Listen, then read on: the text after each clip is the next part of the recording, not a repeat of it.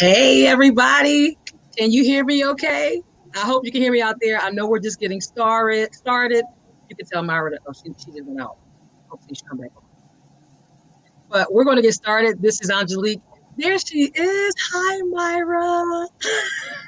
Hello. Hi. This is Angelique Pierce. I am so excited to be back here. This is the last Sunday in the month of October. And if you have been paying attention at all, then you know that this is Domestic Violence Awareness Month. And let me tell you something. Y'all know I've been on here for many, many months at this point, and I am a survivor of domestic violence. But more than anything, I am an advocate of freedom and truth. That is what's most important to me. I am also the founder of Ladder Masters Inspirational Leadership Group, better known as Ladder Masters.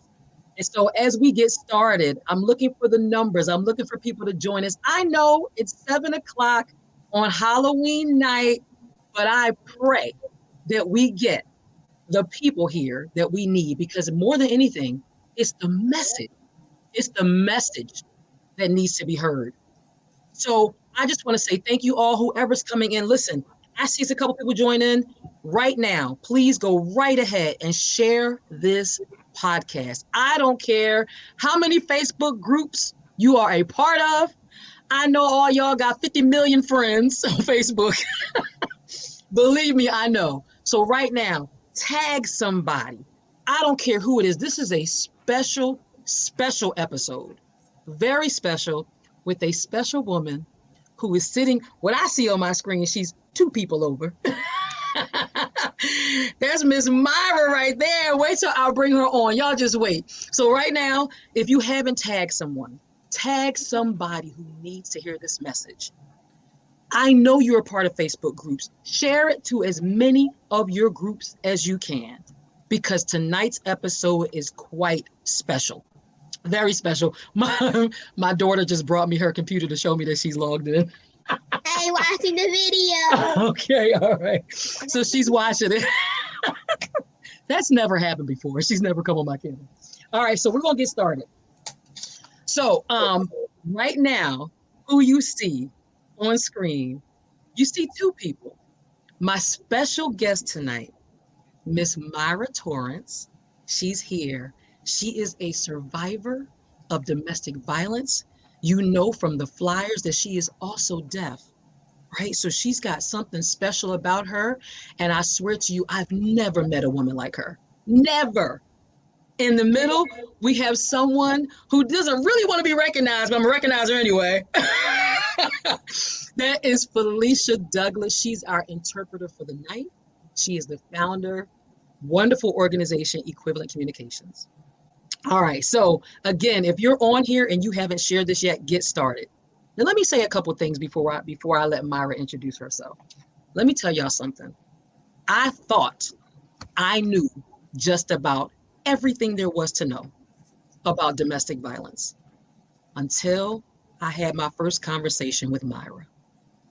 This was more than a wake-up call for me. And so I just want to say a few things. We're going to say a prayer because I believe in praying before we get too far into our conversation. We have got to let God in. We have got to ask His Spirit to join us in this conversation. That's really important. So I'm actually going to do that now, and then I'm going to jump into the topic. Are you ladies ready? All right, let's bow our heads real quick. Yep, I'm ready. All right, God, we just come before you, thanking you for this moment. Because honestly, this is a wake-up call for me. It has been eye-opening. I never thought about others who weren't just like me going through this situation. So I thank you right now for Myra's life. I thank you right now that she and I have a special bond, that we share something that not everybody shares with each other. God, I ask that you come into this conversation, and even as we have this discussion, that you continue to heal both me and Myra in every single moment that we have this conversation today. God, I know that there are many people, victims, survivors out there looking for many answers. God, I just ask you right now, be with us. And for those victims and survivors, I pray for nothing but their courage to get out and their strength to stay out. I thank you for all these things. In Jesus' name I pray. Amen. Woo! Amen. Amen. Amen. Okay, well, let me start off with something important here. Y'all see what I'm wearing today? You see this lovely color I'm wearing today? I would like to formally thank Myra for suggesting my outfit for today. Thank you, Myra. You're welcome. Listen, I was all like, what am I going to wear on Sunday? Maybe I should order something off of Amazon. Maybe I should go to the mall. Myra said, it's Halloween. We wearing orange. I was like, we wearing orange. Yeah. Awesome. Thank you. I'm so excited to be here with you, and I appreciate you because you are sharing something special with me and with my audience. So there are some people that are going to join in live tonight, and there are others who will watch the recording later. But we are going to do this together, you and I. Okay, Myra? We're going to do this together. Okay. All right. Okay. So we already have a comment. Let me see whose comment this is. Ooh, this is a wonderful lady named Miss Johnny. She said, good evening. She's the one who said, oh, this is a first. I am not going to miss this. I will be there. So Miss Johnny said, good evening. All right. So let's get started. Now, I have some very important things to discuss. Now, let me just set the stage. I've learned a lot in reading about domestic violence in the deaf community. I still don't know it all, and Myra's going to help us. But one thing I want to leave with you, one thing I want to leave with all of you, is that domestic violence, or intimate partner violence, as it's also called, is 1.5 times the rate in the hearing community. I don't know if y'all understand that. Maybe it doesn't get talked about as much. But tonight, we are going to uncover this thing. We're going to talk about it. And Myra's going to help me. And Felicia's going to help too. All right. So before we get into the story, into your story and deep into your story, Myra, let's talk about who Myra is. Where are you from? When you are not working, tell us what we can likely find you doing. What's your favorite food, restaurant, your favorite movies, TV shows? Who is Myra Torrence? We want to know. I want to know. Hello. I'm so happy to be here. I am originally from Gastonia, North Carolina, born and raised. Then I moved to Charlotte about 15 years ago. I have enjoyed living here. It's a nice city. Now, when I'm not working, most of the times I'm in my room, you'll find me reading a book. Mm-hmm. I am a bookworm. I love to read books. Mm-hmm. I've been reading books since I was a child. What's the last books everywhere? Ask her what's the last book she's read. What's the last book you read? Well, nostalgic books. I really like that. Okay. All right.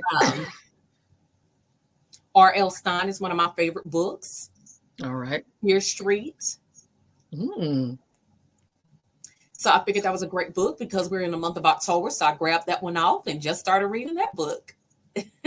So yeah, it's one of my favorite childhood books. So yeah. Love it. Just makes more sense. And it's the season of Halloween. So, but now going to your other question, I love Italian food. I love spaghetti. Mm-hmm.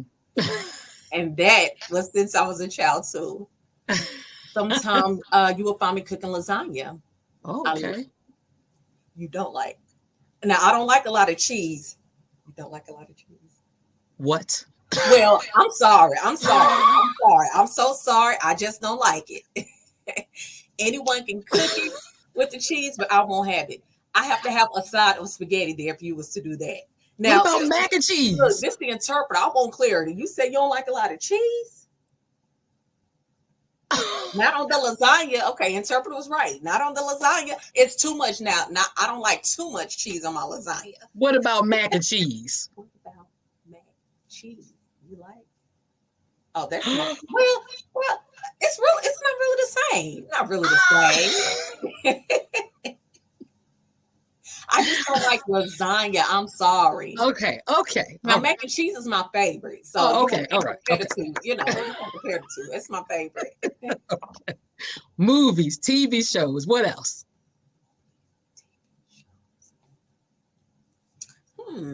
Movies. She like, I don't know. Gone with the Wind is my favorite movie.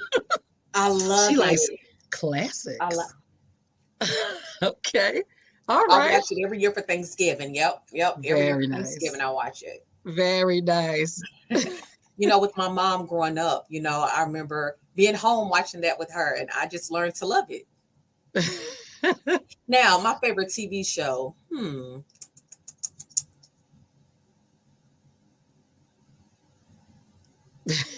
Old school. What about Good Times? I like Good Times. I would say that. That's good. That's good. That's old school. Good Times. Yep. I have to go with Good Times. Oh, yes. Yep. I love it. And by the way, you look beautiful tonight. Thank you. You're welcome. All right. So we are going to get into your story. But is there anything else you want to tell us about you that I didn't ask? Anything else you want the audience, the viewers to know about you that we didn't ask? Just about your personal life, the things you like?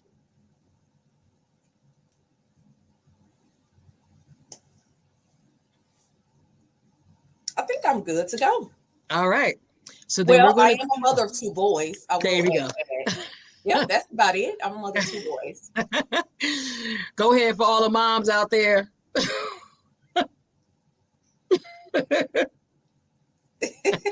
Yes. All right. So let's get into your story. Okay.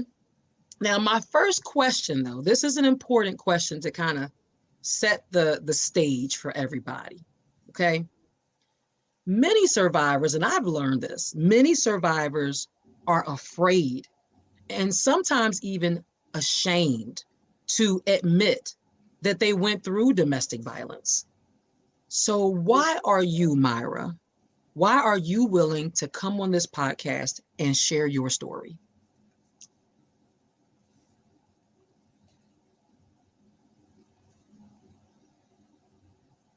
Well, I've been hearing that a lot of hearing people have experienced domestic violence. And I don't think a lot of people realize that deaf people have experienced domestic violence as well. Mm-hmm. I figured I could share my experience, my perspective,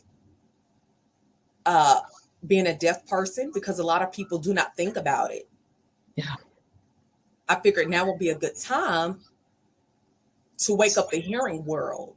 Mm-hmm. Take a look from a deaf person's perspective, possibly getting connected with an agency that could assist, because I don't think they realize that deaf people need help too. Yes. So I have to put myself out there. Mm-hmm. Because we never know if another group have experienced domestic violence as well, because a lot of people don't think about a certain group of people. Very true. Very, very true. We have a comment from somebody we're going to share, okay? This is Tommy. Now, Tommy is a male domestic violence survivor. He went through 2 situations of domestic violence.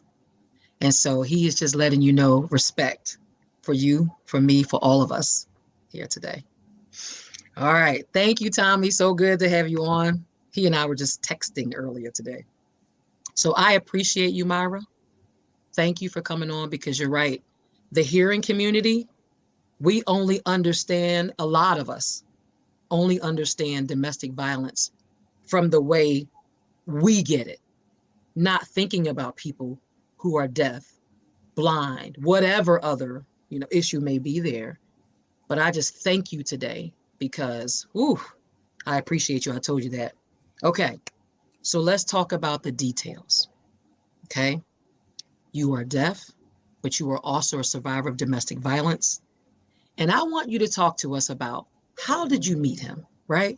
How did you meet him, and how was the relationship in the beginning?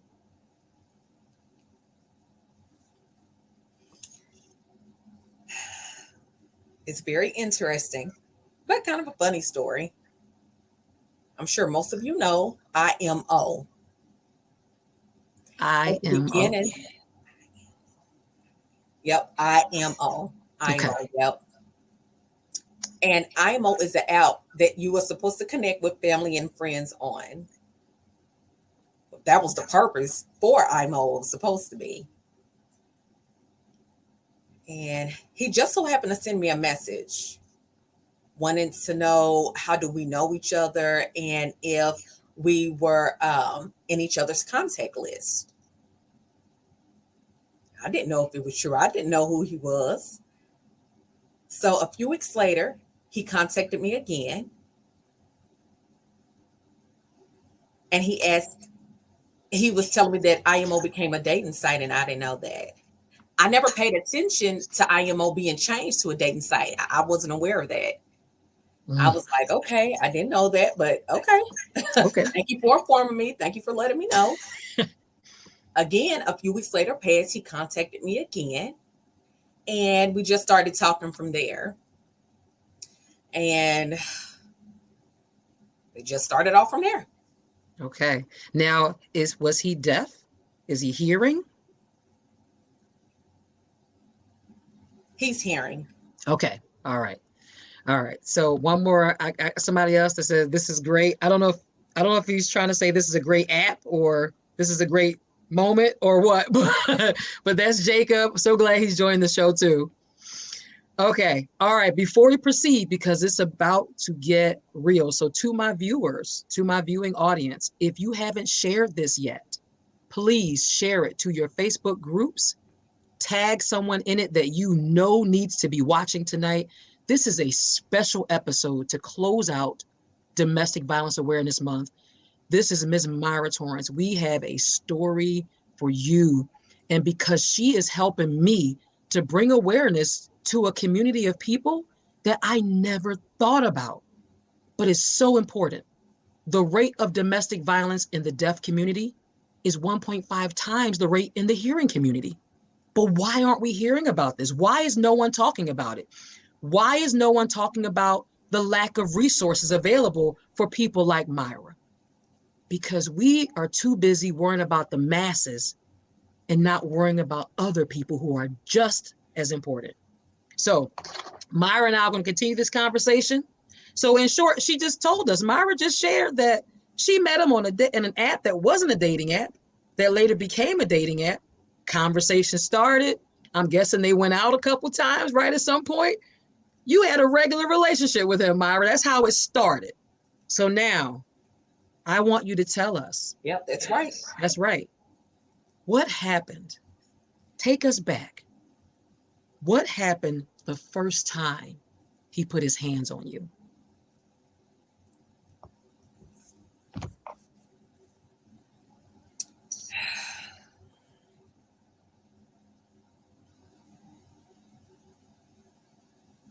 Well, I wanted to hang out with my best friend, okay?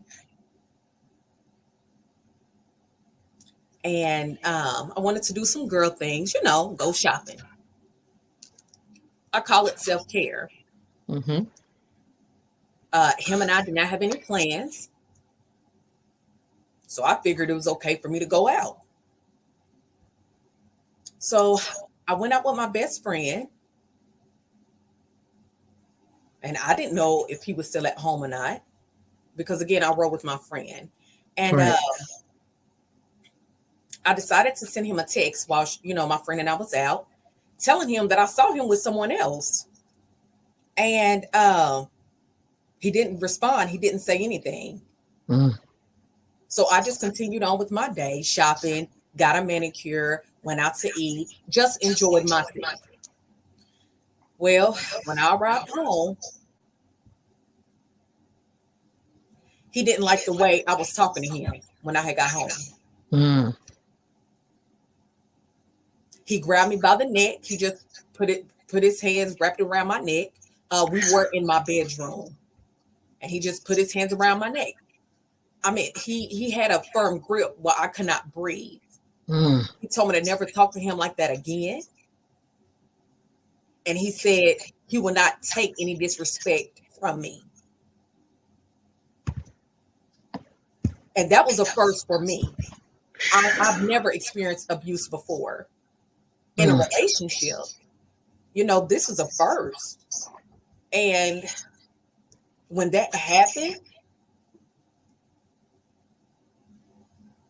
I escaped. I ran away to another friend's home just to kind of get myself together, calm down, because I still was in disbelief at what just took place. Right. I was thinking this wouldn't happen again. But he choked me. He had a firm grip where I couldn't even breathe. This is the first abuse situation ever for me. Well, I'm glad you made it through that. I'm glad you made it through that. So then there's just so much. There's so much we have to talk about. So as a deaf victim of domestic violence, I know you and I face some of the same circumstances, you know, but there are other tactics that abusers use to control you specifically because you are deaf. Can you tell us about some of those moments, those specific moments where he's using the fact that you are deaf against you?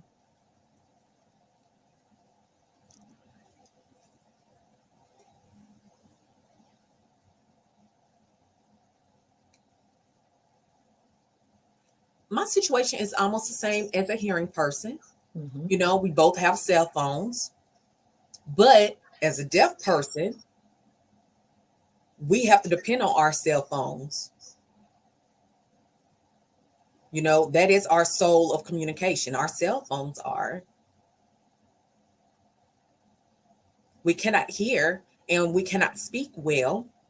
And he knows that. He knows that I have to depend on my cell phone to contact my family and friends. So sometimes when I would ride with him in a car, he would just take my phone and he would just leave me wherever I'm at. And I'm sure some of you all have memorized some phone numbers before, but unfortunately, you know, back then I didn't bother to memorize anybody's phone number. You know, my mom, my dad, my brothers, right? I didn't have to. He just thought that he controlled me by taking my cell phone. You know, we would start arguing. He would just take my phone and just leave. Again, I depend on my phone. He knows that because I'm deaf. For messaging, right? Yes. Yep. We text. Yep. We communicate through text. Yep. Him and I. Yep. Wow. And that's how he controlled me, by taking my phone. He knows by taking my phone, nobody will know what's going on because I'm unable to contact somebody. He would take my phone and just leave. He'll be the one driving, so I wouldn't have the phone. How will I get transportation? You know, that was his tactic of finding a way to control me. So, and again, when a deaf person is dating a hearing person, it's like mimicking the language. You know, when you pretend like you smiling when you doing this like that. That's not what he do. He do know how to finger spell, but he's not a fluent signer. Okay. Yeah, my phone though, that was very important. You know, I depended on it. I needed my phone. You know, if I feel scared, if I feel unsafe, I can text someone. Right.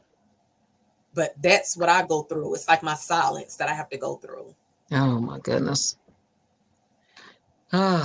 Yes. I mean, even preparing for this, we text a lot.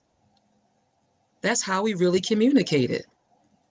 So he would leave you somewhere, take your phone, and you're around mostly hearing people probably who you can't communicate with or just call for help it to me, stuff like that just burns me up. Like just burns me up. All right, so I want to take you back just again, okay?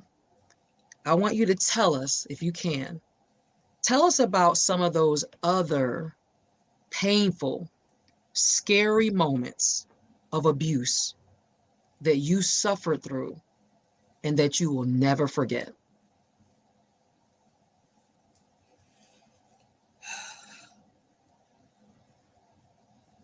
One thing, I was raped. I don't like it.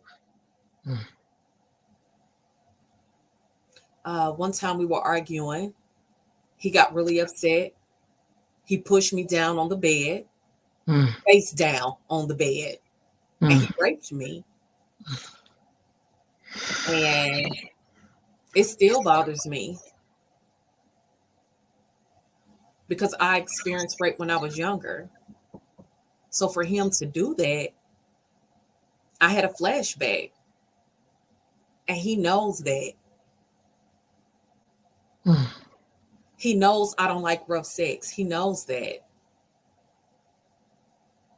If you feel that you need to force me to have sex because you're angry or push me, you know, that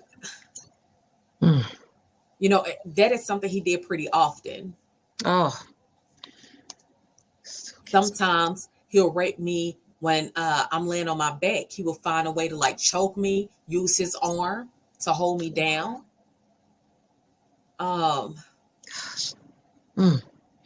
Sometimes I feel like I thought I was going to lose my life. I thought I was going to die right then and there. My kids, they were out of town for the summer. It was just us here,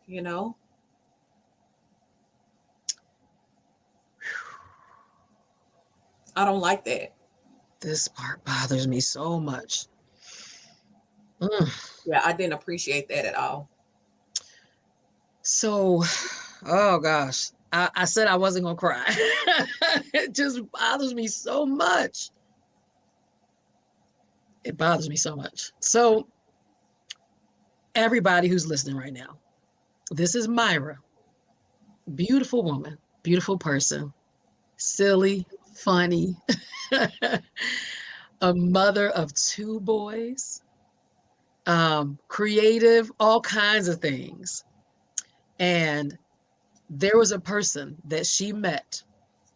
I'm just trying to catch you all up. There's a person that she met, a hearing person, who treated her like he really wanted to date her. And it turns out that he really wanted to manipulate, take advantage of her. And he did just that. And, as a survivor of domestic violence myself, thinking about this additional circumstance of Myra being deaf, it just really gets to me that someone would go to the lengths that this person did to abuse a person who did not deserve it in any way, shape, or form. So what Myra just shared is that one of the things that he would do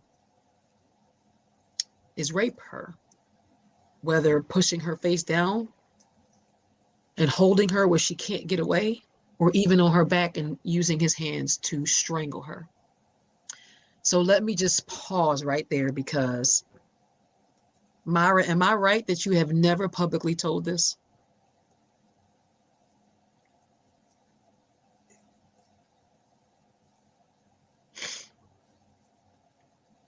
Well, I have shared my story, but only on surface level. On the surface level. Not in detail. Yes. So thank you. I'm now letting it out. And let me tell you.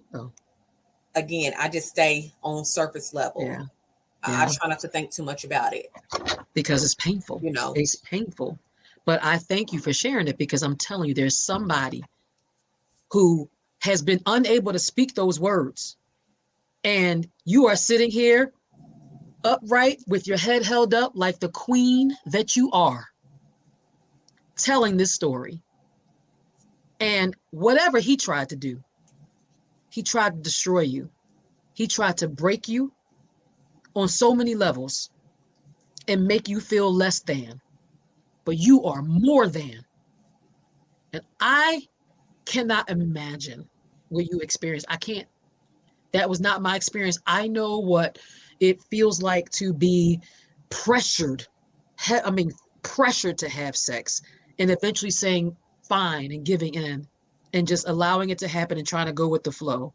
But what you've described, straight up rape, that is more than I can almost still, and I heard this before, and still to this moment, it is hard for me to picture it. So you, beautiful woman, are courageous, you are strong, and you amaze me because in spite of when most people would have tried to count you out, would have said your disability makes you less than, here you are speaking to what will be millions of people, I believe it, what will be millions of people telling your story and bringing awareness to domestic violence in the deaf community because your community matters just as much as the hearing community.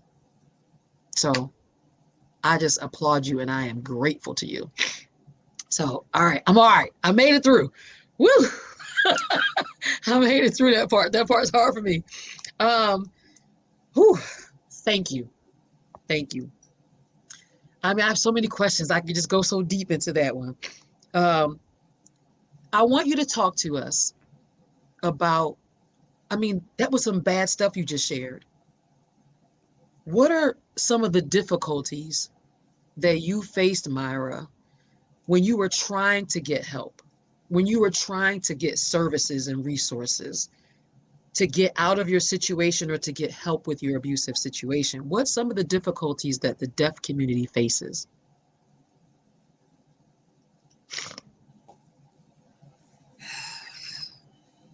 For me,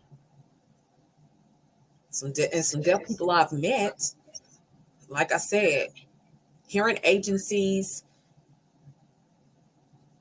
that support domestic violence focus on the hearing community. They don't have a lot of resources to help us because we are deaf. They have more for hearing people. Yeah. So I tried to call a few agencies. You try to call a few agencies? On Google. Yep, by looking it up on Google. Mm-hmm. And I get the same response. So I really didn't know how they can help me because I'm deaf. So that kind of made me feel like I'm wasting my time. Yeah. And I figured, you know what? I don't need to contact any more agencies. I'm going to be okay. I'm just going to keep going. I'm going to, figure it out, fight my way through it. I just kept it moving. I would feel a relief when he would leave for a few days. Yeah. Oh, yeah. And then he'll come back for a week or two. I just try very careful not to piss him off. I try to find a way to not push him, or I guess I should say try not to push his buttons, right? I tried to make sure I could try to make sure what with your family. Because I couldn't talk with my family. So I want to make sure I wouldn't push his buttons or anything like that. Yeah. And then I've been on my own, for quite some time. So that's why I didn't want to share anything with my family. My family always think I'm a happy-go-lucky person and things like that. Like I said, me being on my own, and I can always get through anything because I'm there for everyone. Right. I'm always there. And I just develop in my head, to keep it moving. Don't contact any more agencies because the ones I've reached out to couldn't help. They would not provide an interpreter. Either they don't pay or just, it was always something. So I told myself to keep it moving. Those were the barriers that I had to face. And again, I just told myself to keep it moving. Did you ever try to call the police? What happened when you tried calling the police? I never got that far. Mm. Because it's embarrassing for me for the police to come to my house.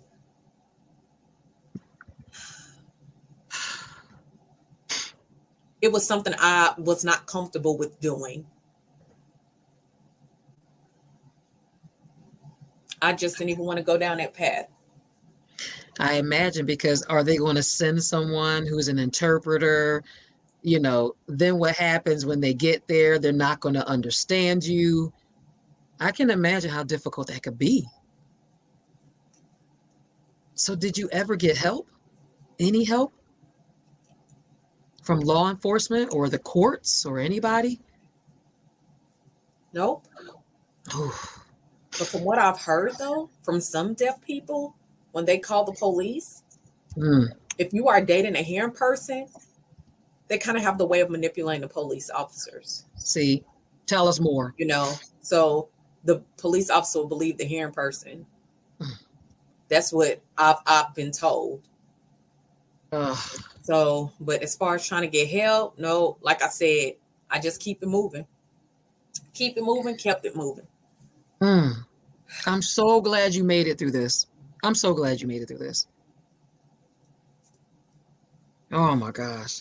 I could talk to you for hours, Myra, seriously, because I think you provide understanding that people just don't have. We are all told, call the police. We are all told, go to the courthouse and get a domestic violence protection order, right? We are told, text people, call people, all these things. But it's because we're picturing domestic violence from a hearing person's perspective. Where are all the resources for those who cannot hear? That is the problem. And that's why you're on here today, because you have some insight that I don't have. And I appreciate you for being here to help with that. We're going to talk more about some of the things that you are working on, Myra, because you are doing work in the community as well. So, next question. Yep. How did you finally get away from your abuser?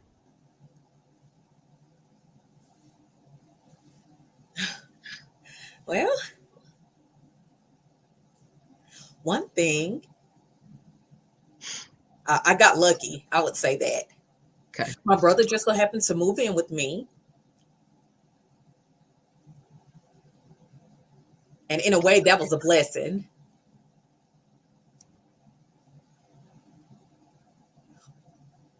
When my brother moved in with me, the abuse lessened and then it stopped. We will still argue, of course, kind of in the back, background, things like that. But with my brother being hearing, my ex did not use his voice, kind of whispered a little bit so my brother couldn't hear. Yep. He would be playing this game where he would be mad at me, right? And he'll pack up all of his belongings. And, back then, I used to beg him to stay because I felt like, wait, I don't have anybody else, My family, they weren't visiting me that much. Yep. And he became a part of my family, So he would pack up his stuff and, threaten to leave. But anyways, one day my brother was here.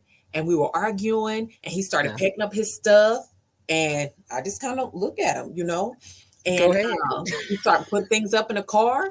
I left with my friend. My friend and I went uptown. We enjoyed ourselves, and like I said, he was packing up here, and he had left, and he took some of my things with him, but I don't care. He was gone. So I don't care. I just felt free. Bye, boy. Yes, bye. Yep, I'm just glad he was gone. And it felt like a big burden was lifted off of me. I felt like I could breathe, Now, my brother, he never asked any questions. And he probably thought it was just a normal couple argument or whatever, fighting, That's what he probably thought. But he never bothered to ask me any questions. Oof. Yep, he just left. And I'm like, okay, bye. Woo, yes, bye. Go. I was like, go. But yes, it doesn't mean and hurry up, too. Hurry up. It doesn't mean that. But At least he was out of my way. He was out of my hair. Yes. I did change the lock after he left, and that was it. Oh my gosh. It's really amazing because the same tactics of power and control are used no matter what the situation is. Abusers are so much alike. And I guess when your brother got there, he didn't have total control anymore. And he didn't like that. Nope. He needed to move on to somebody else, probably, where he could get total control. Where's that fool now? Where is he now?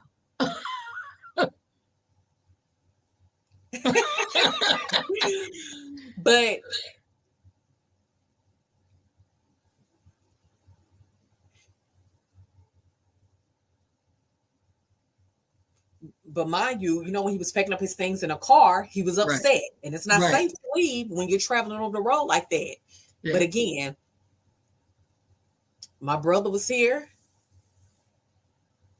So, and I was there. So, I still, whenever my brother went somewhere in a house, I'll follow my brother, Mm-hmm.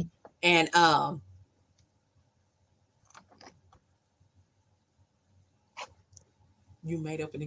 she made up an excuse to talk with your brother. So my brother I just made up a conversation. My brother, when he was here. If he would go in the living room, I would go in the living room. If he in the kitchen, I would go in the kitchen. If he was in the bedroom, I'll go in the bedroom. I would just make up a conversation with my brother. That's exactly what I did. Yep. He was your protection. Go ahead, brother. Older brother or younger brother? My baby brother. Your baby brother. Go ahead, baby brother. I call him my big brother. Your big baby brother. Yep.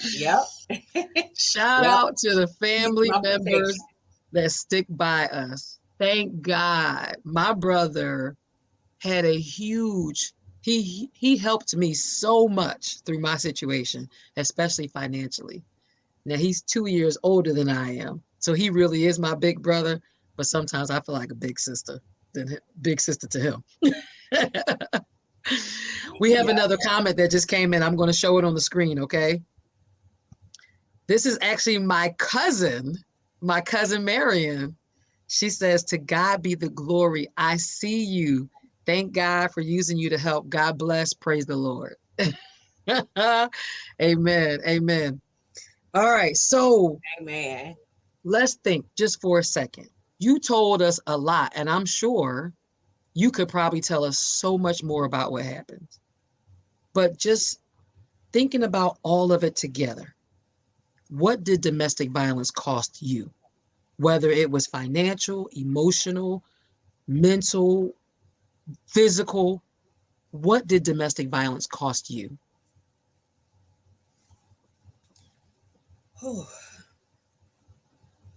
It cost me a lot emotionally. I was stressed.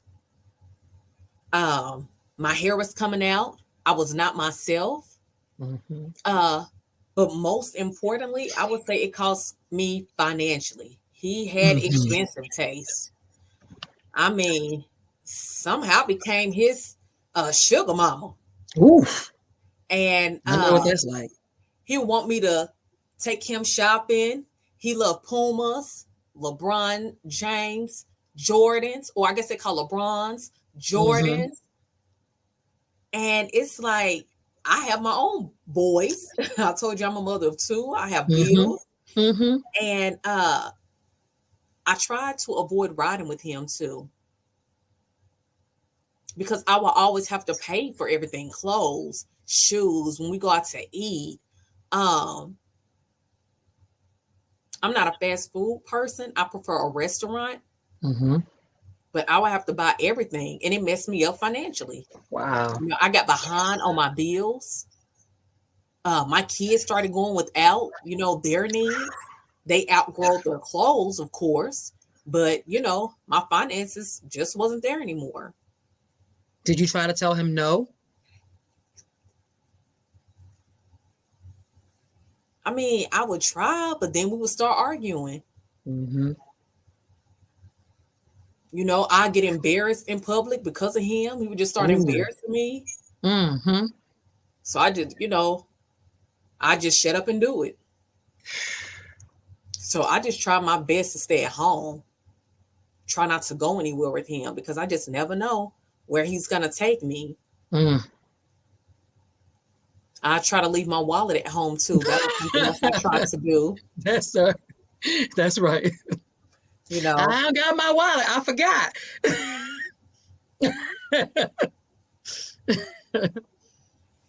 Trust me.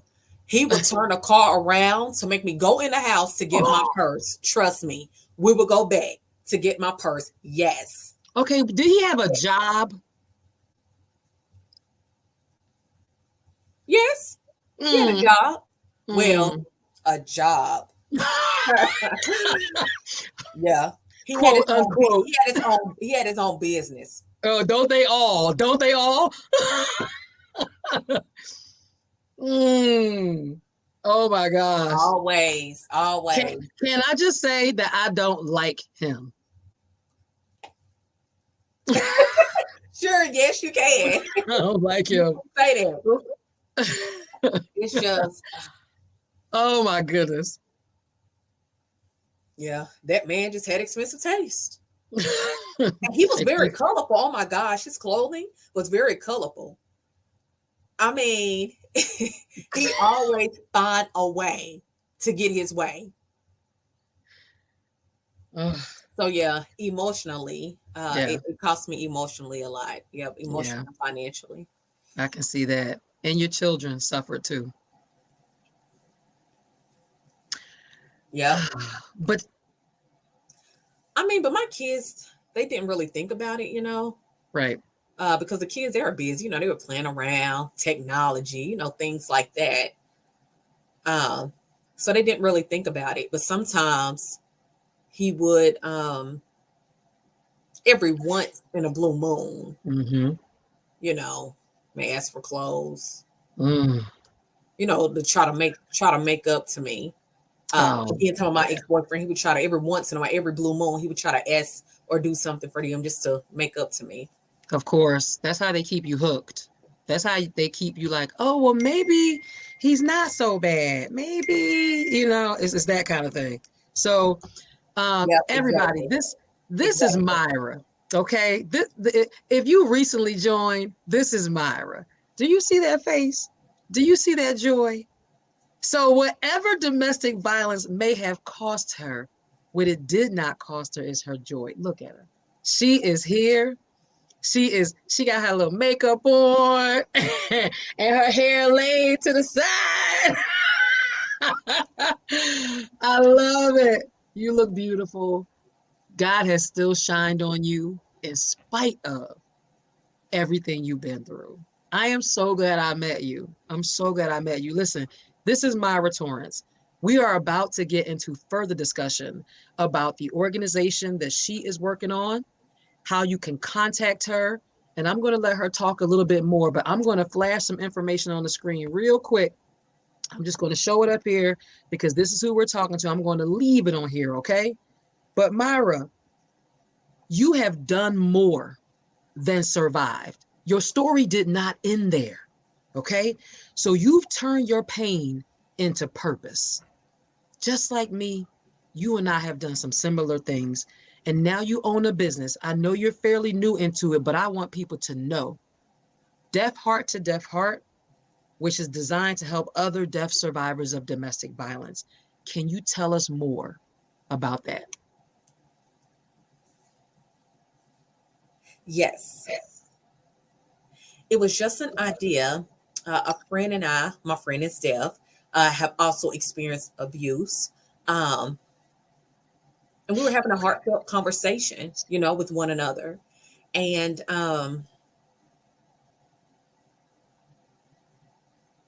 I watched my friend who experienced abuse. I tried my best to help her because I was free from my situation by then.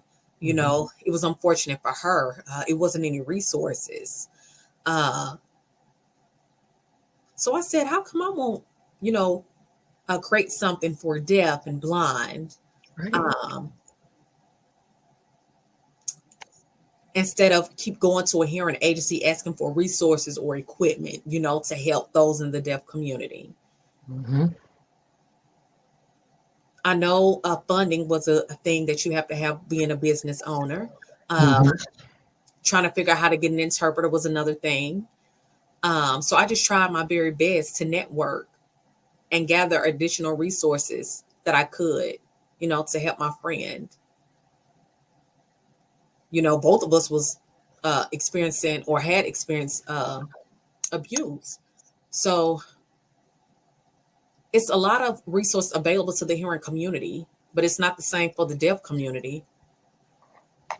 I started doing a few presentations in Charlotte with some hearing agencies. They would come and they would listen to my presentations. And I tried to get my foot in the door somehow. I'm still facing barriers though. So right now, it's still a work in progress at this time. But I definitely want to provide more resources to the deaf and connect them with agencies. But I cannot do that without help.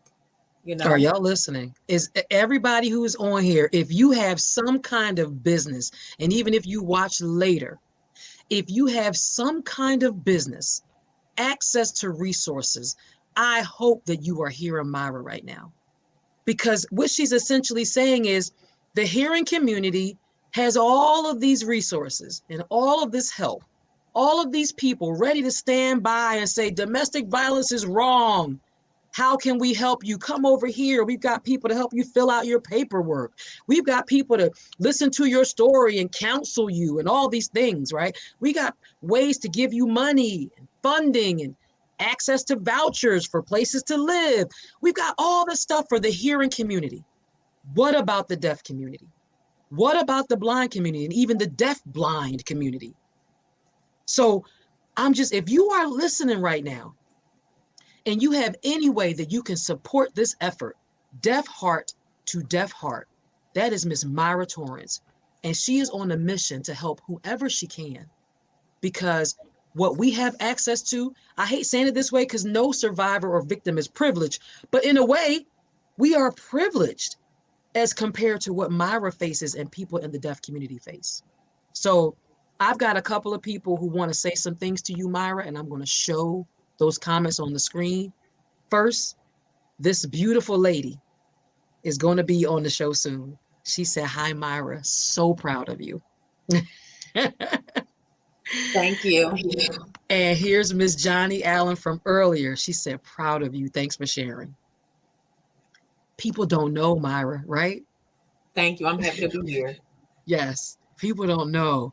So I'm going to put your information back up because she's making it possible for you to contact her in more than one way and support her organization. So let's make sure we do some things like that. Anything you want to add, Myra? I know I just said a lot. Anything you want to add here?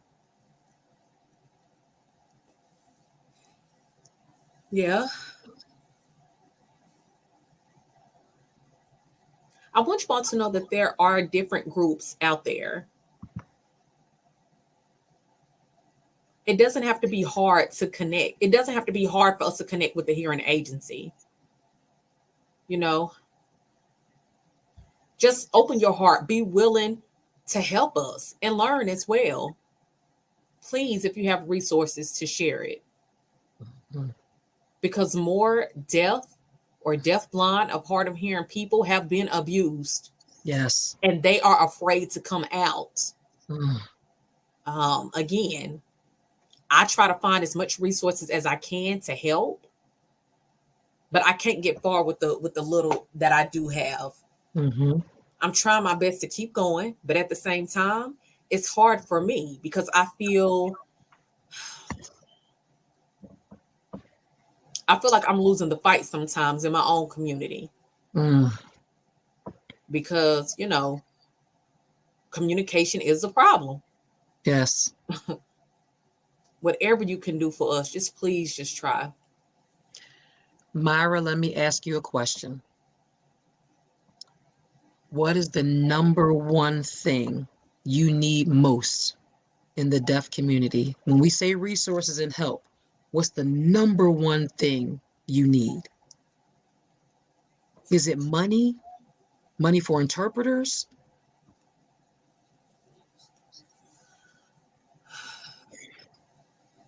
I've been coming out of my pocket. Wow. To help a few deaf survivors to pay for their hotel. Oof. I know that I'm not supposed to. I've even let some stay in my home. Of course, finance is a problem. But my biggest is communication, being open to provide communication. You cannot expect a deaf person to write because not all of them have the knowledge to be able to read and understand what you wrote. So if you can help to pay for a sign language interpreter or a shelter, those two will help tremendously. Wow. Again, I've been coming out of my pocket. I mean, but it makes me nervous when I have them coming into my home because I don't know if their abuser is following the. I'm so sorry, my boys is here. I'm so sorry. All right. Hey y'all. But I just want to make it easy for them to have access to get the help that they need. Yes, whether it's an interpreter, whether it's shelter, that's what they need. Because deaf people hide it very well because they know that the hearing community won't help them. Wow. Again, communication. So an interpreter and shelter are the two biggest things that I need. Are y'all listening? Are you listening? We getting to know your boys while we're doing this whole thing. Hi, y'all. But are you listening? Listen, I am doing what I can to help bring awareness to this topic. I told you I'm here first to bring awareness, to break down facades. It's okay, Myra. It's okay. To bring awareness, to break down. I'm sorry. Just one moment. I'm so sorry. No problem. No problem. She said bye. I told them have fun. They going trick or treating. I told them bye. Have fun. Have fun, y'all. Have fun. But I tell people I am here first to bring awareness, second, to break down facades, and third, to build conquerors. Whatever I can do to make someone see who they and remember who they really are so they can conquer and rise again, that's what I'm here to do, help with. So I'm going to figure out how to help bring some more resources your direction. Myra, I have never in my life met someone like you. And you have just changed my entire thinking around domestic violence. And so I appreciate you for that because I thought I knew some stuff. You just opened the floodgates for me. Like, I just thank you to you. I have another comment. This is one of my sorority sisters. I'm going to put her up. And I swear we're related. We just haven't figured out where, but we are related. But she said, thank you, beautiful, for being courageous and sharing your story, keeping you and your boys in prayer and claiming the victory for all things in your life. Yes, indeed. All right. So I have some last questions. You may have kind of answered them already, but I'm going to give you a chance to do it again. I'm going to frame them a certain way. So last questions. What final thoughts would you want to leave the audience with? And you can talk directly to the deaf community, to the hearing community, even to law enforcement and like the courts. But what final thoughts would you like to leave the audience with?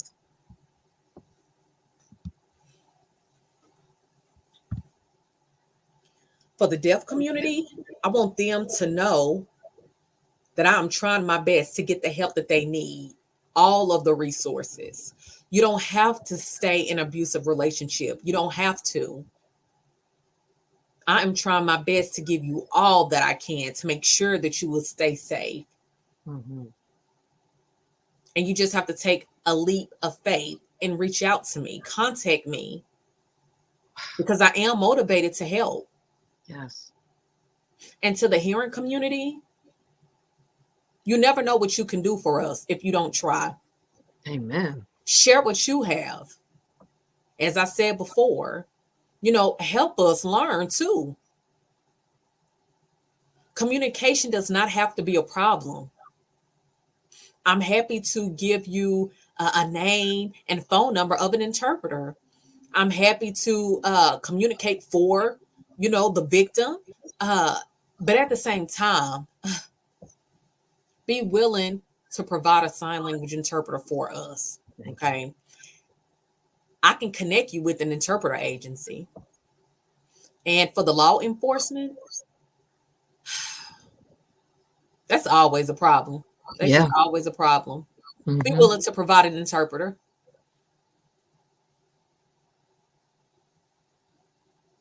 Because a lot of us, we have a hard time contacting the police because you don't believe us.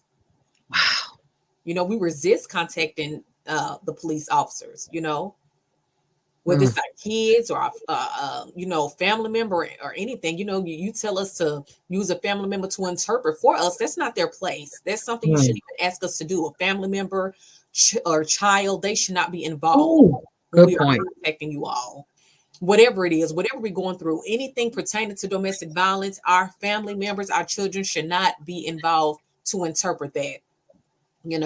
I've heard from some deaf people that experience domestic violence say that you had them using their children to interpret. Right? The police, kind of pushed for it.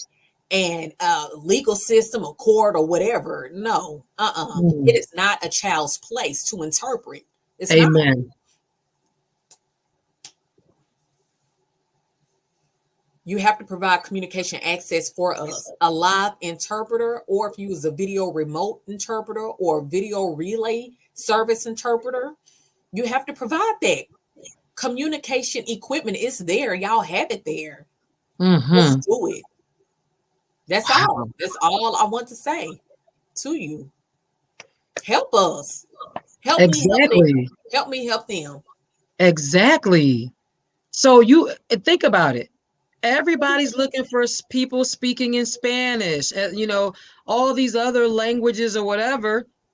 Come on. ASL is not new. It's been around forever, it seems like. Right. So, yep, communication access for other languages, they have no problem doing that. But I don't know, when it comes to American Sign Language interpreting, I don't know what's the problem with that, is it funding? I don't know. But maybe it's not enough concern.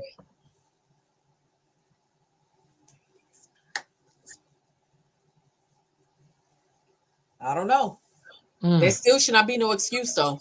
I hear what you're saying, but there should not be no excuse. You know how many times I've heard that or seen with my own eyes trying to get help for deaf domestic violence survivors, whether it's through DSS. It's tiring. I'm tired. I don't know. Hearing people say, I don't know how to communicate and just all these excuses. I'm tired of hearing it. I am. I know that's right. I'm tired. I never, maybe because you never met a deaf person, you can't relate, or maybe you haven't seen a deaf person. I don't know, but just learn and ask, what can you do? It would not hurt just by asking that simple question. I just thought about something, Myra. So I hired an attorney to help me fight my abuser and get out of my marriage. Imagine having to also need an interpreter. All the money you spend on the attorney, then you got to also pay the interpreter. I mean, are y'all thinking about the big picture of this? We have got to support. We have got to support. So check this out. This is Latasha. She's going to be on my show next Sunday. She works for the Charlotte-Mecklenburg Police Department in the Domestic Violence Survivors Unit. She's a counselor. You see what she wrote? I would definitely look into this on my end with the CMPD. Charlotte. Oh, it's so small. I couldn't see it. So she says, I will definitely look into this on my end with the Charlotte Mecklenburg Police Department. You making connections, Myra? I appreciate that. You Now, are you know making what? I do connections. know one officer. Wait, I think it's chief of police. Ooh, okay. And this person is a child of a deaf adult. That means his parents are deaf.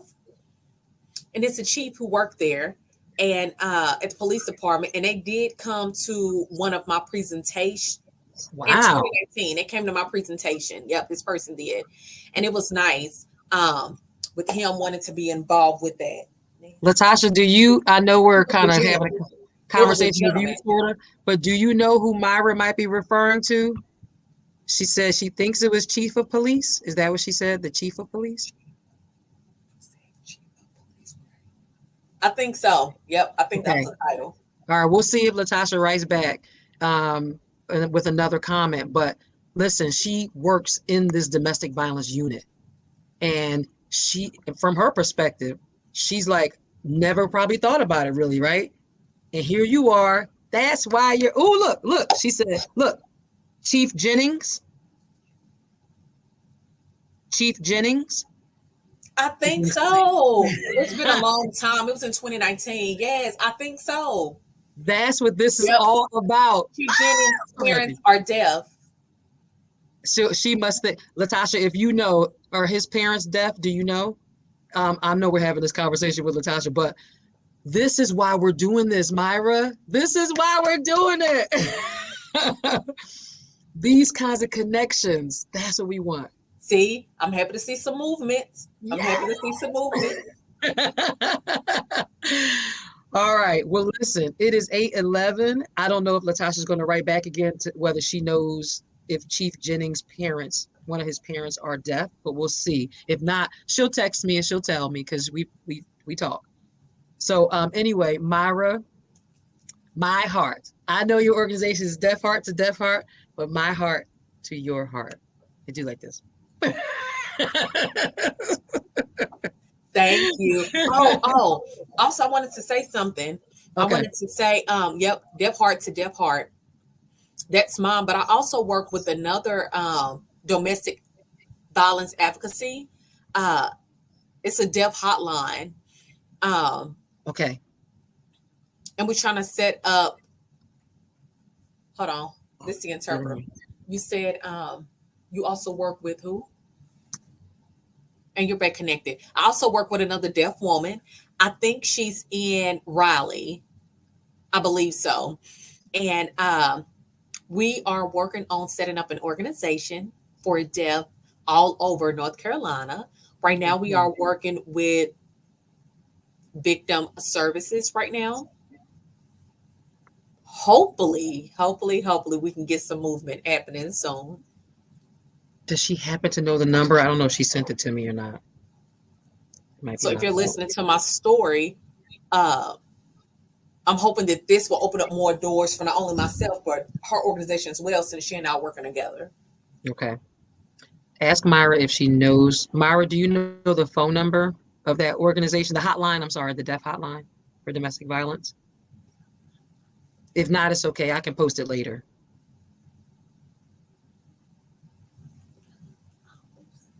Okay. Yeah, I don't, it's in my bag over there. Okay, no worries. All right, so last comment from Latasha. She says, I will confirm or find out who it was to make the connection.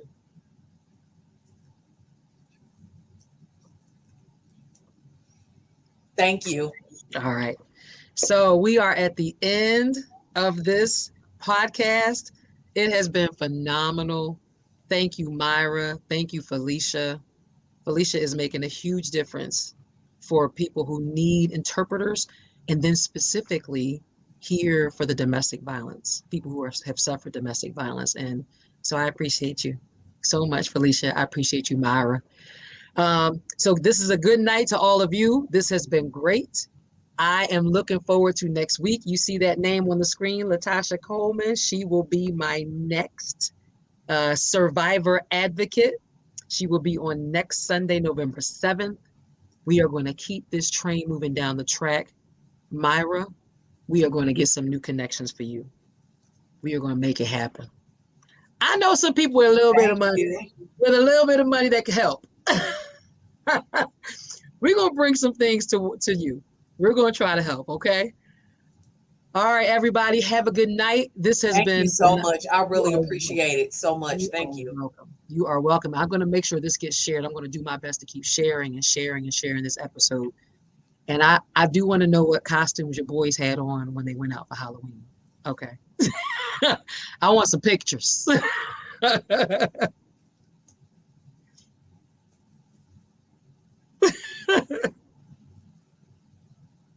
Did I get my boys' costumes? Is that what you're asking? Nah, I did not. They went out to get candy. Go on their way.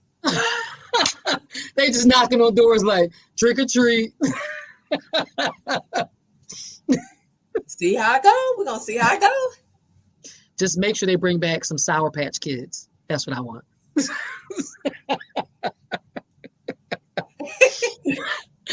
All right, ladies. That's my second son's favorite. Have a good night. I will talk to both of you very soon, okay? All right, good night, everybody. Good night. Bye.